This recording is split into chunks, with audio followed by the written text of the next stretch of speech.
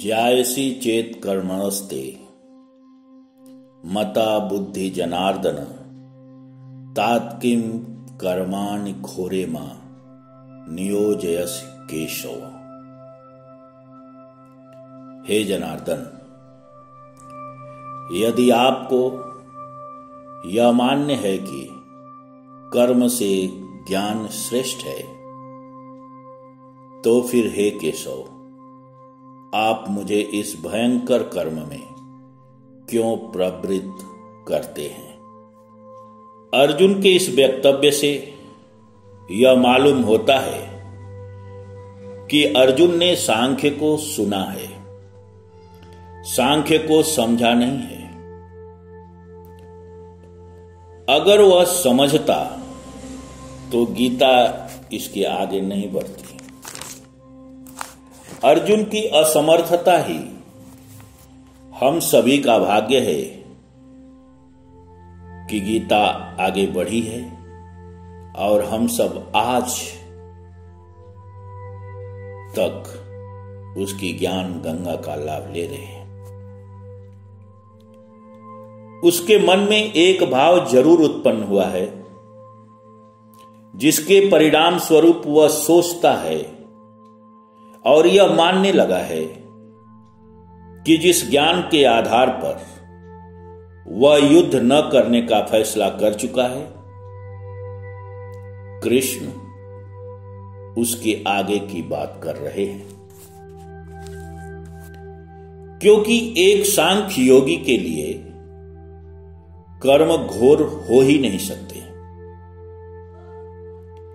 घोर का मतलब होता है भयंकर, भयावह, कठिन, विभत्स, डरावना इत्यादि।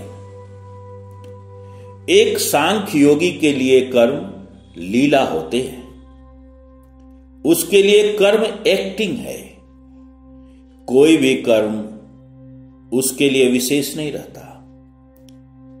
वह कर्मों के कर्तृत्व भाव से मुक्त हो जाता है। लेकिन अर्जुन को कर्म घोर नजर आ रहा है, और वो भी कर्म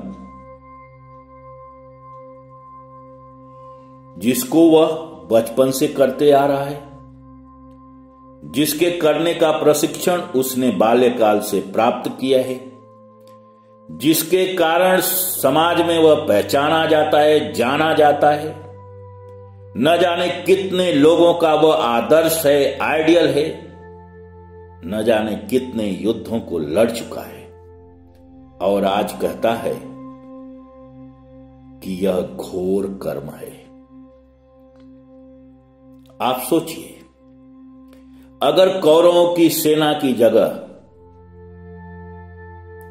कोई और सेना होती तो यह कर्म से घोर, भयानक, हिंसात्मक नजर आते? कभी नहीं। वह यह नहीं कह रहा है कि युद्ध में हिंसा होगी। उसे हिंसा से परहेज नहीं है। उसे इन हत्याओं का दुख नहीं है। उसे दुख इस बात का है कि हत्याएं उसके अपनों की होंगी। जो लोग आज तक उसके मन अहंकार का हिस्सा थे, जो लोग उसके थे, उनकी हत्या होगी। अतः उसको उसका अहंकार बोध, स्वयं का बोध, उसका मोह